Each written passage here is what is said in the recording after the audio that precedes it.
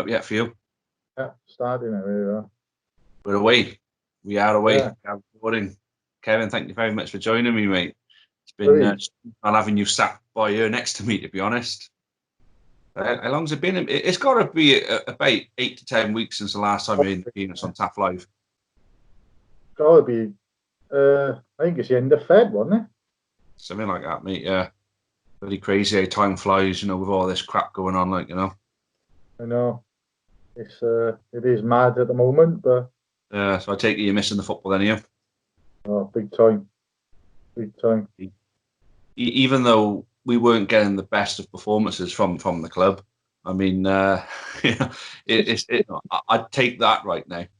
It's the day out, isn't it, really? All the time away, watching it, whether you're at Rodney Parade or whether you're on an away trip, whatever. It's just the time away. You're looking forward to that Saturday. Yeah. Or midweek game, but mainly the Saturdays. You think, yeah, football day today. Out early, in the pubs, everyone is soaking up the atmosphere and getting ready, and you miss all that side of it. Yeah. No, that's it, mate. Yeah, it's like a lifestyle, isn't it, following football the way that we do? Well, it is, yeah. Saving some money, though. Oh, yeah. Not throw it out. Yeah. I've managed to put a bit of money away as well, to be honest. So yeah, I know what you mean. Catching what I can on TV. So obviously, it's watching these classic games, etc. Yeah, obviously, match day. I've not really done any of that, watching of the old games and that, because for me, the beauty of football is the uncertainty, is the not knowing what's going to happen. If I watch a game... There was one yesterday, the 1979 game, the Arsenal-Man U. I was too young to remember that game. Oh, yeah. So I watched the game and purposely didn't Google to see what the score was or anything, but what a game that was. Oh, I tell you what, yeah. All right, that could be an idea, actually, because if I could watch an old game and I don't know what the score was, knowing me, I'd probably Google it, I'd spoil the whole thing, but then... Yeah, you could probably still watch it on catch up or something. It was on Classic on ITV yesterday, so Classic Arsenal Man U FA Cup final from 1979. Absolute cracker of a game. Yeah, 1979. Well, I don't know who won the FA Cup that year, so I could watch that, actually. Yeah, that's a good shout, that is, mate. Fair play. Although I've been doing binge watching on Amazon Prime and Netflix and that, I have. Oh, yeah, I've been watching Netflix, but it's only so much you can watch. Obviously, I'm a bigger fan of Amazon Prime TV than Netflix. Yeah. There's a lot more on Amazon, I find, anyway. Netflix is more films, and Amazon is more TV series, which is more up my street, to be honest with you. Yeah, I haven't been watching a lot of TV. I've been stripping wallpapers this weekend, so... Oh, you're one of them DIY freaks, then, are you, passing the time? I've got time now to do it. I live obviously, as you know, I live on the top floor flat, so I look out and you see people in their garden painting and chopping up wood and stuff like that and making things and, tidying things up and moving things around. You think, fucking hell, you got to be bored to do that. Well, that's it. There's nothing else to do. Well, get a PlayStation, get a game of FIFA on the go. There you go. Sorted. I got the old one, FIFA 16. I haven't got a new one yet. So. A lot of talk about the conclusion of the season, as you're obviously going to be well aware, on how the best way is to. I don't know really, because obviously, if you look at the Newport's case, it doesn't really matter either way how they end it for us. Really, we weren't going up, we're not going down. So I think if he abandoned the season tomorrow, it would have no effect on us whatsoever to a point of league standings, promotion, relegation. Obviously, there's been talk of points per game, etc., and I think he said if he did that, Cheltenham would actually go above Exeter into third place and get promoted. So, the top, because they can't do a playoffs, can they? No. So obviously, I suppose you got to look at the bigger picture. The Premier League's different. Do you give Liverpool the Championship 25 points ahead? You've got to, really. I think even as a neutral, you've got to give them the title. It's not as if it's 5-6 points.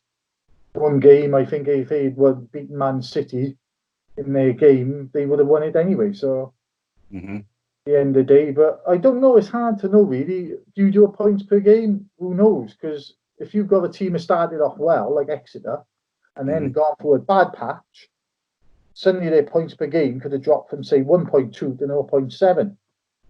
Yeah. And you've got someone maybe like, I don't know, Newport, who could have got like the run we had last season to get to the playoffs, Mm-hmm. and actually lift you up into top three. So it's hard to know really, but 10 games left, that's a big chunk, still a big chunk of the points. So another 30 points potentially there. It's a Yeah.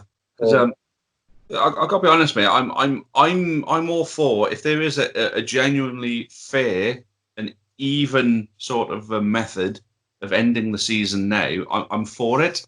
I am for it. But the problem that I've got is that it's going to be so unfair on certain people. You know, the conclusion of the season. I mean, at the end of the day, they're not going to benefit anything from where I can see by actually concluding it. By laying it dormant. Because the thing is, what they got to look at is are we going to get to the point come August that we're able to play football again? Are we going? I don't think we are. No, I don't think the season will start properly with fans until at least September, maybe October. So where's the haste in where's the haste come from to end this season then if they can't even guarantee they can start next season? Well, I think a bigger picture is they've got to finish this season regardless, whether they do it as points per game, whatever. They've got to finish this season, whichever way they do it, or conclude the season before they even think of starting next season. Now, obviously, you've got players on contract, so they need to do something. Because if they're not going to play the games, then you've got players out of contract at the end of June, which we usually when their contracts end. So if they're not going to play the games, then players need to start looking for clubs. If they are going to play the games, then they've got to have something in place to extend them contracts until all games are played. Well, that's what I've said basically. Now, if they can agree on a vote between all of the chairmen in the football league to say every player that is going to end their contract come June, July, to have to issue them a rolling contract to the point where the season can be concluded, or to extend it six months or 12 months. Maybe if it's a policy throughout the EFL that that the chairman can vote on to agree on, then that is a way of safeguarding the players and their future. I think the other way of doing it otherwise would be, and you've got plenty of time to do it between now and the end of June. If you've got something, say, like in the situation of Cheltenham and Exeter. So I think he was saying if he'd done points per game, Cheltenham would technically go above Exeter into third place. Now, if it's something as close as that, why not have a game behind closed doors between Cheltenham and Exeter? The winners, Cheltenham win, they go above them. If Exeter win, they pull away on the points. They finish in third place. Something like that, I think, could be a good idea because you're not playing every game then behind closed doors. You just got one game. So I don't know how many points Exeter were in front of Cheltenham. I don't know. Let's say it was 2 points. So if Exeter win, they would have been 5. If Cheltenham win, they go above them. Something like that, I think you could probably play behind closed doors as a one-off game, just to make it fairer. Of course, because I've even said about resuming the season, concluding it behind closed doors if they need to. Yeah. Right. But the thing being there is to have like a testing procedure in place. So eligibility for players to play is based on a series of negative COVID-19 tests. As long as these players have, well, the thing is, you would have to, that's all well and good having a test, you would have to have a test on the day of the match because you could test negative tomorrow and be positive today. So you would probably have to test on the morning of the game. Say the game kicks off at 3 o'clock as normal. At 12, 1 o'clock, they all do a test for coronavirus. Now the problem is how quick you get them tests back. Because at the moment, it's not an instant result.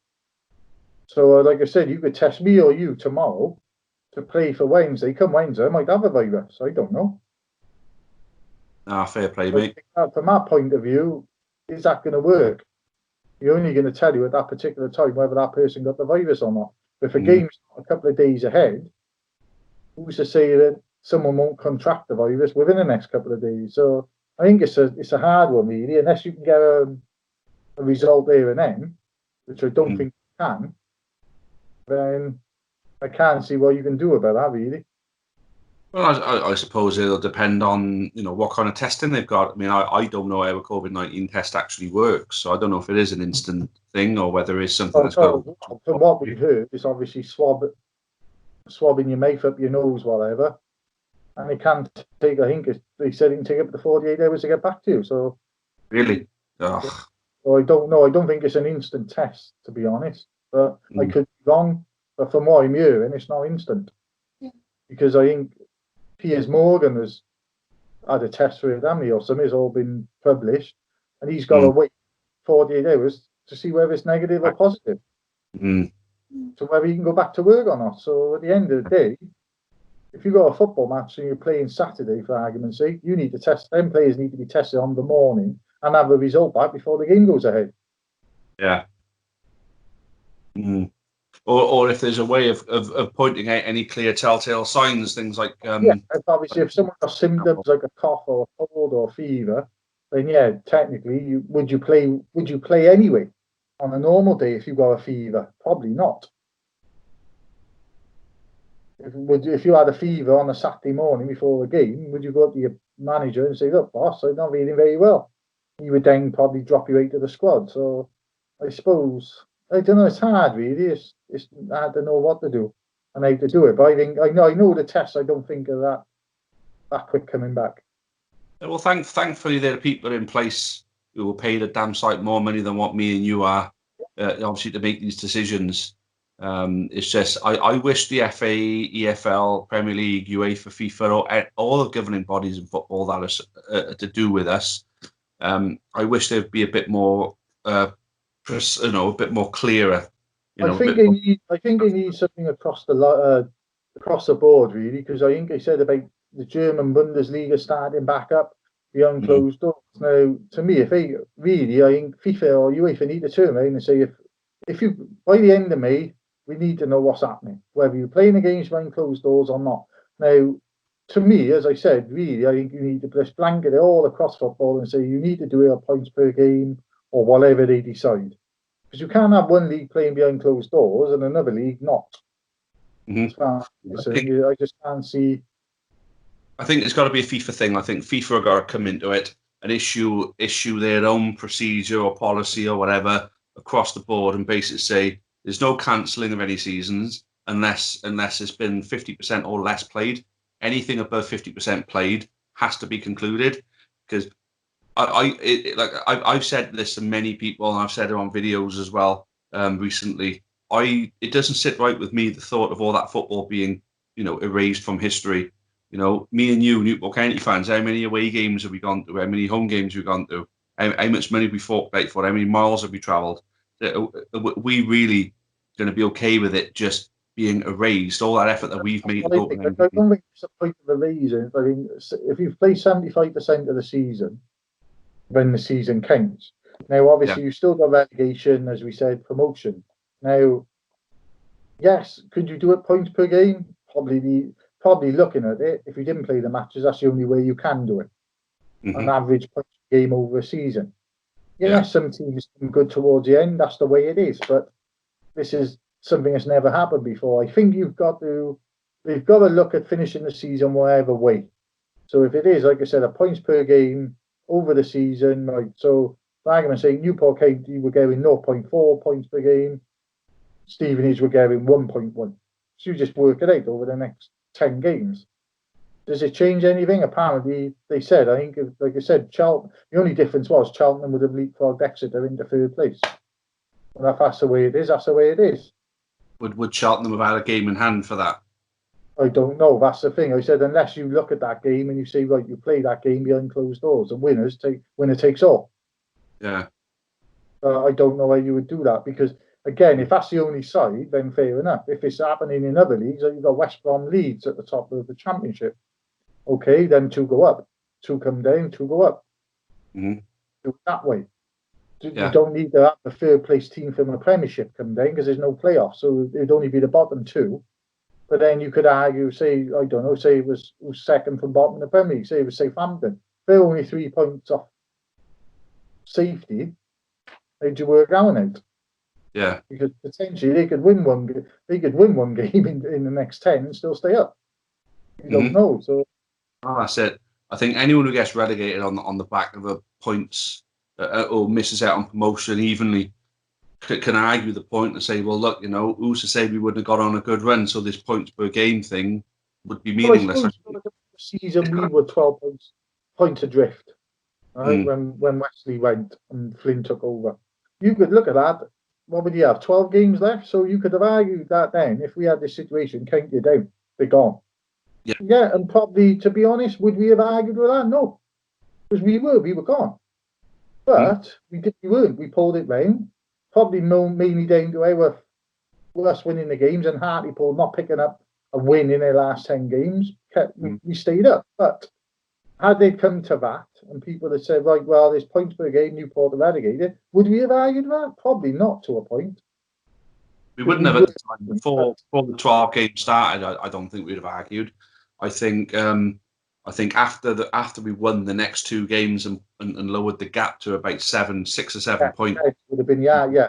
But had it been a situation where we still had the 12 games left and we were 11 points, 12 points adrift, you'd probably argue, Newport are relegated. If he'd done your points, we probably would have had minus something. Then Stevenage find themselves in a similar position right now, but then there's less games, and I think they're a bit further look at that game as well, because Macclesfield, who have done what they've done, been deducted 7 points already, and I think they'd be deducted more. They've got to look at that and say, right, if they're going to have relegation, do you relegate Macclesfield? You've got to. My argument is you've got to. Stevenage done nothing wrong.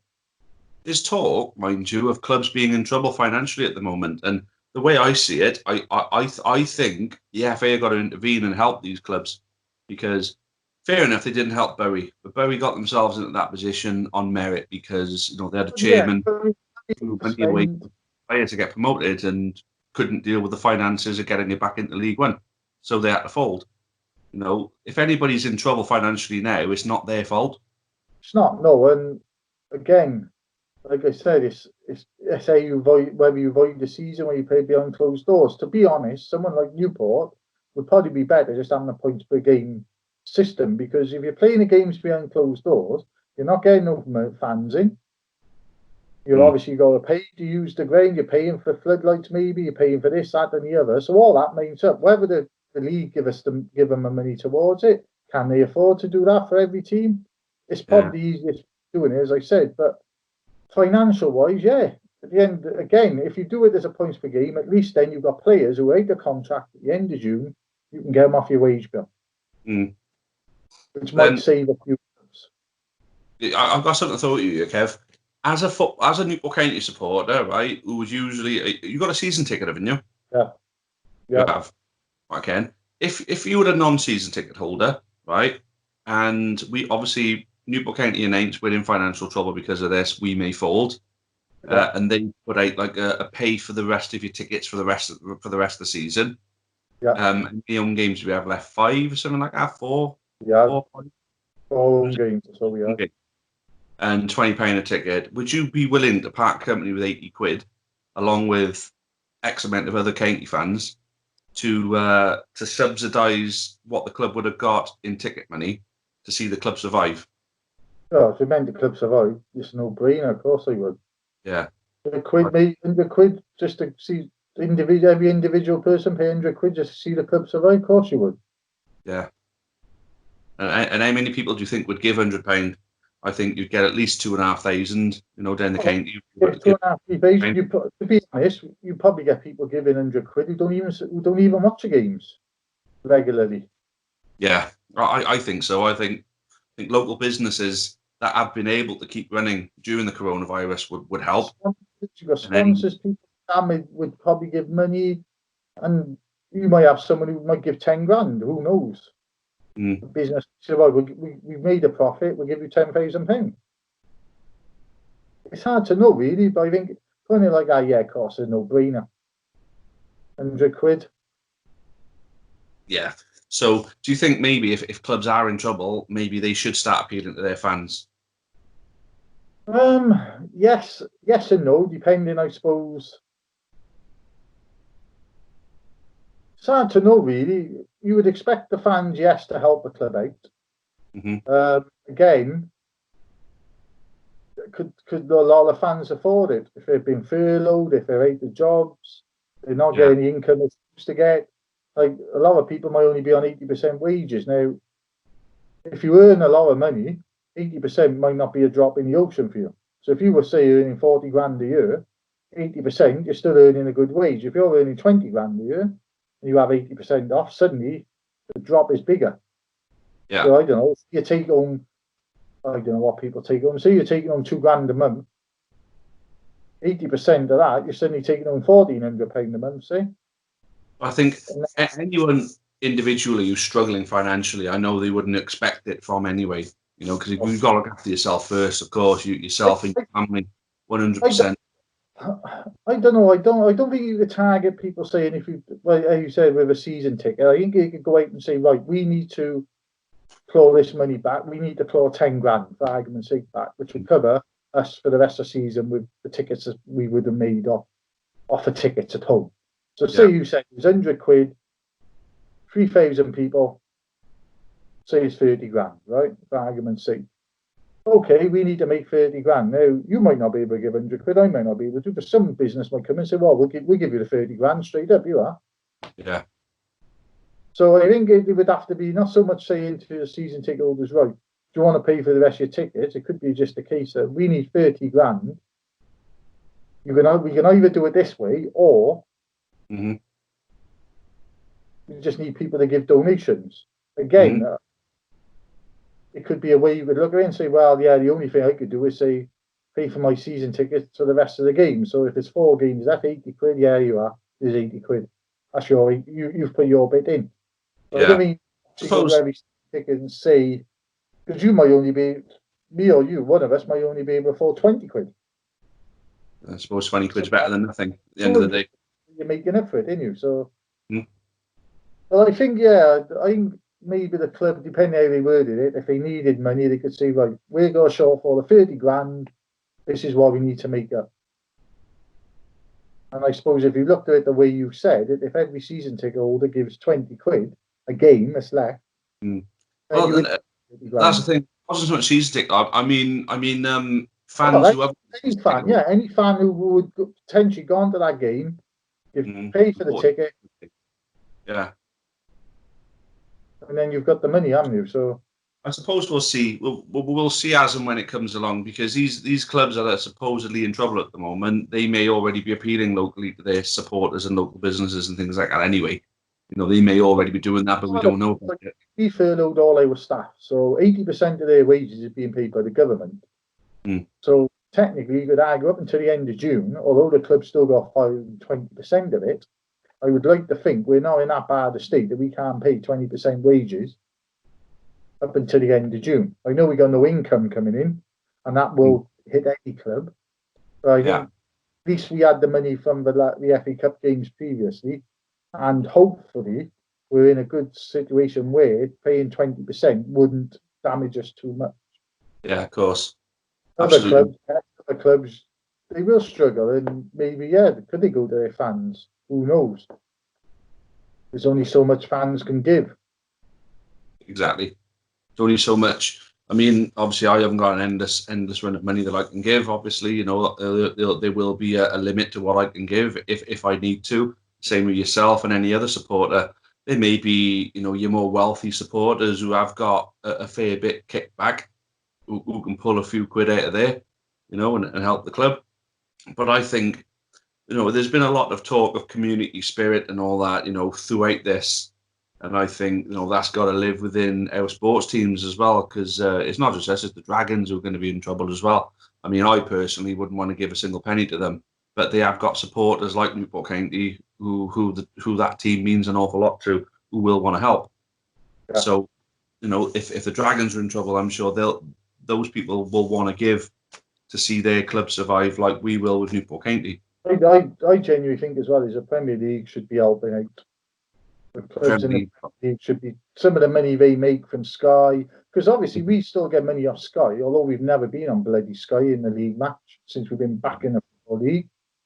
We still get money off Sky, so money still being filtered down. Is that still being paid to the clubs, which we believe it is? Why can't some of these bigger so-called clubs help the smaller clubs out? Mm-hmm. No, that's it, mate. Yeah, absolutely.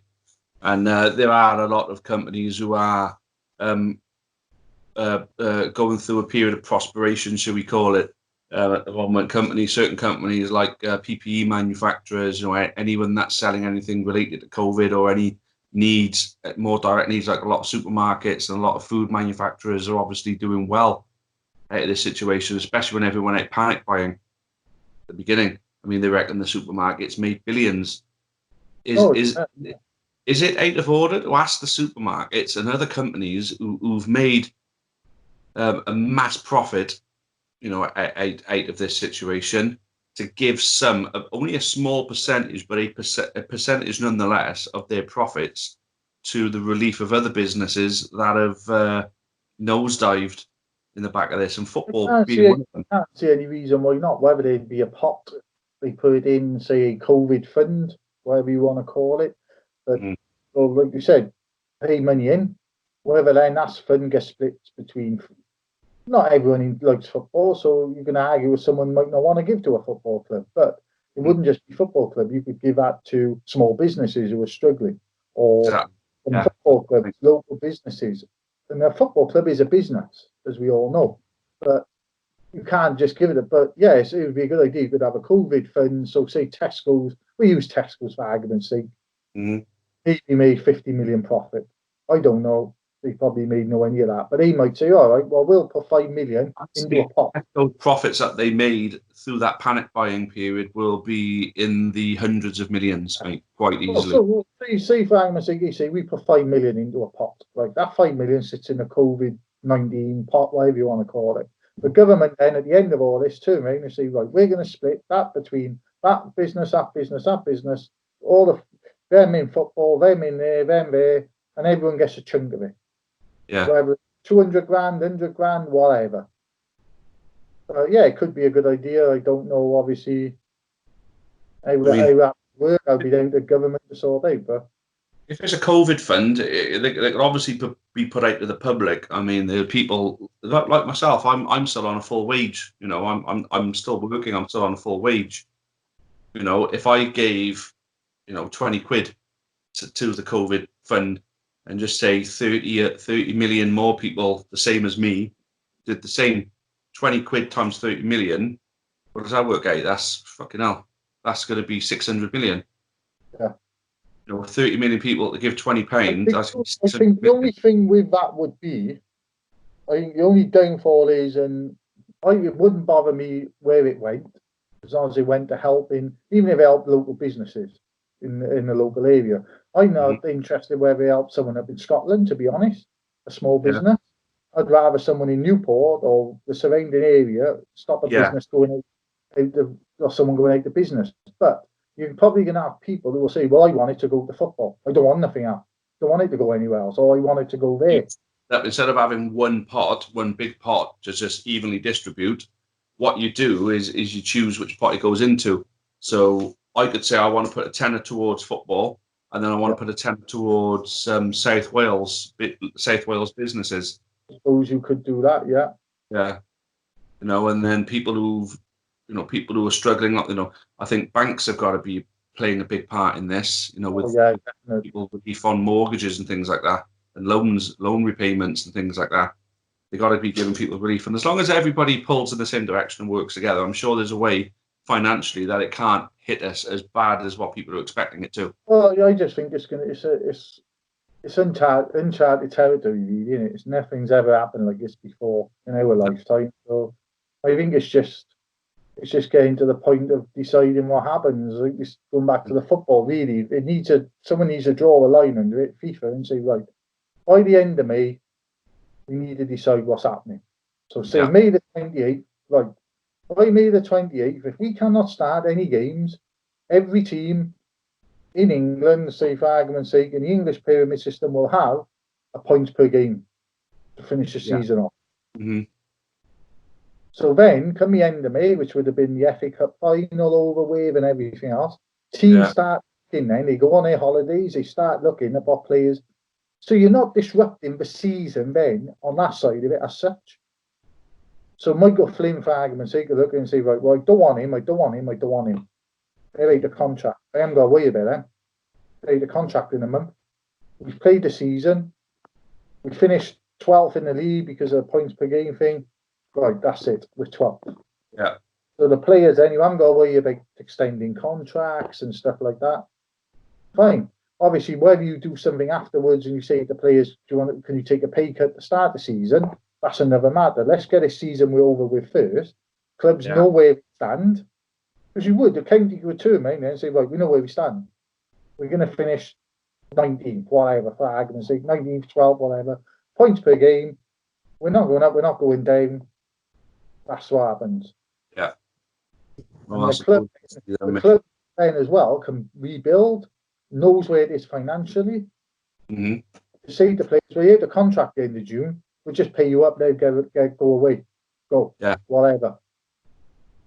You might be right about that one, mate. But Kev, we've been rambling on for over half an hour now, mate. So I think we'll call it there, mate. But it's been great catching up with you. Good to have you back on the channel, of course. People have been asking about you on the streams and that. When's Kev coming back and all? So it's good. And I did one of these with Henry as well earlier. All right, okay. He recommended doing these calls, but actually having some pre-planned subject matter to talk about. And what he recommended was doing some kind of nostalgic look back at what would be a good idea. I don't know if you watch Match of the Day with Gary Lineker, Alan Shearer and Ian Wright, the way they do it on Match of the Day, where they talk obviously about the top 10 best players and what have you, different things. You could do something like that where you've already got a preset and you're discussing a subject with 2 or 3 people on it. Could do something like that, just a bit of like you said, nostalgia or classic games or whatever. Yeah, so like with the nostalgia, I mean, the whole day of the Great Escape, the Hereford away trip, Wembley against Wrexham, talking about the day from start to finish, basically. Yeah, and then obviously you could probably, whether you could do it or not, show a bit of the goals maybe just on the video, and then we discuss the goals afterwards or what it was like being in the stand at that time when the goal went in. Mm-hmm. Stuff like that, really. I suppose, that'd be a good idea. Perfect. Well, hopefully I can catch up with you again in the week, mate. Now you know how to use the Skype and everything like that. I got the number to send it to and everything now. So this number that you've given me will save on you now, okay? So I can get you in the week. Yeah, no worries. All right, then. We'll have a catch up in the week. We're going to meet today, mate. Stay safe. Hopefully I get to see you soon. We'll have you back on Taff Live, sitting next to me where you should be very soon. And until then, all the best for you and your family. And stay safe, mate. Yeah, same to you. Stay safe, everyone, and up the county. Up the county. Good man. Good way to end it. Cheers, Kev. Cheers. Many thanks for watching the latest content on the Amber Army channel. Please make sure you leave us a like. Make sure you subscribe for more content, both for the neutral football fan and also plenty of Newport County. Even more Newport County content can be found on the club's iFollow channel on the link above. It is just £4.49 per month to subscribe to that service. And those of you feeling extra generous can also support us on Patreon on the link at the bottom there. That would be a monthly donation of your choice. Thank you again. Make sure you've subscribed, and as always, up the county.